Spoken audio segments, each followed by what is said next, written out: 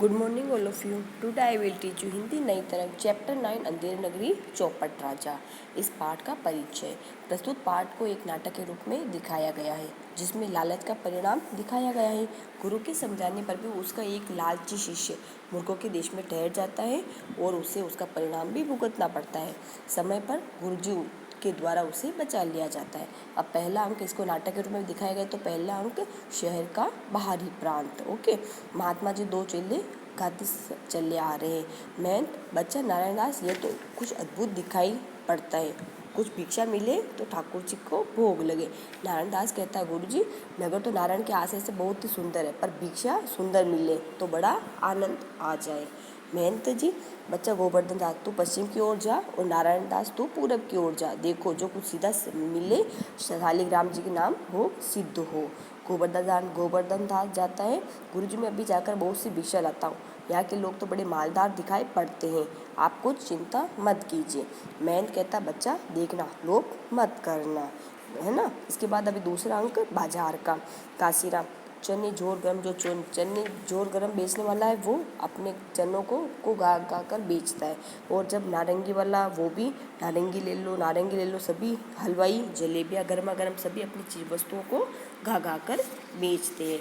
जब बाजार के अंदर कौन जाता है? गोवर्धन दास जाता है। इसी तरह से कुंजड़िनी भी धनिया मेथी सोया पालक सभी घा कर बेचते हैं और सभी कहते हैं कि सभी एक टके सेर है।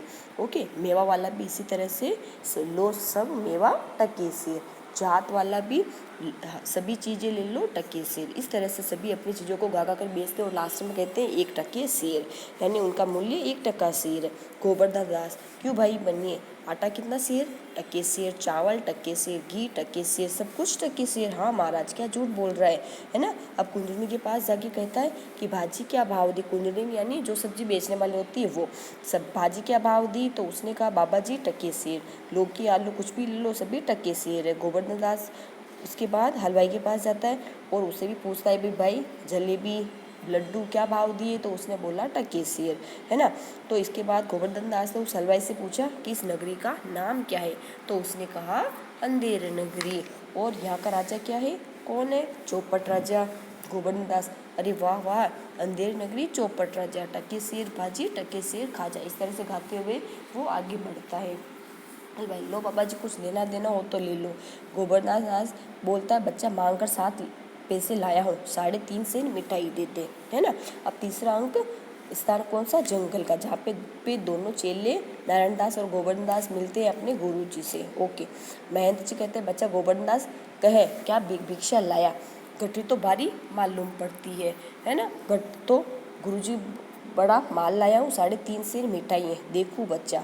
वाह वाह बच्चा, इतनी मिठाई कहाँ से लाया? गोवर्धन दास कहता है गुरुजी 7 पैसे भीख में मिले थे, उसी से मिठाई मोल ली है। महंत जी, बच्चा नारायण दास तो मुझसे कहा था कि यहाँ सब चीज़ें टके सेर मिलती है, तो मैंने इसकी कोई बात का विश्वास नहीं किया। ये कौन सी नगरी है और इसका राजा कौन है जहाँ टके सेर भाजी और टके सेर खाजा मिलता है ना। तो जो महंत जी से तो उन्होंने पूछा उनसे।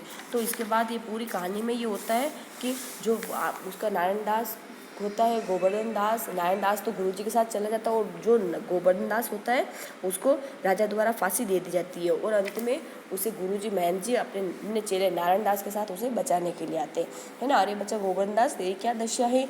हाथ जोड़कर कहता है गुरुजी दीवार के नीचे बकरी दब गई, सो इसमें लिए मुझे फांसी दे दी जा रही है, गुरुजी मुझे बचाओ। गुरुजी कहते हैं अरे बच्चा, मैंने तो पहले ही कहा था ऐसे नगर में रहना ठीक नहीं, है ना। गोवर्धन दास, मैंने आपका कहा नहीं माना, उसी का यह मुझे फल मिला, आपके सिवा कोई नहीं है तो आप मुझे बचाइए। गुरुजी कहते कोई चिंता नहीं, नारायण सब करने में समर्थ है। सिपाही, नहीं महाराज हम लोग हट जाते हैं, आप बेशक उपदेश दीजिए। वो जो महंत जी उपदेश देने के लिए कहते हैं तो सारे सिपाही हट जाते। गोवर्धन दास प्रसन्न होकर, तब तो गुरुजी हम अभी फांसी चढ़ेंगे। गुरु, नहीं बच्चा मुझको चढ़ने दे। गोवर्धन दास, नहीं गुरुजी हम फांसी चढ़ेंगे। गोवर्धन दास और गुरुजी दोनों आपस में हट करते कि फांसी मैं चढ़ूंगा। पहला सिपाही कहता है भाई ये क्या माजरा है, वो समझ में नहीं आता। दूसरा भी बोलता हम भी नहीं समझ सकते, ये कैसी गड़बड़ है। इसके बाद राजा कहता है ये क्या गोलमाल है।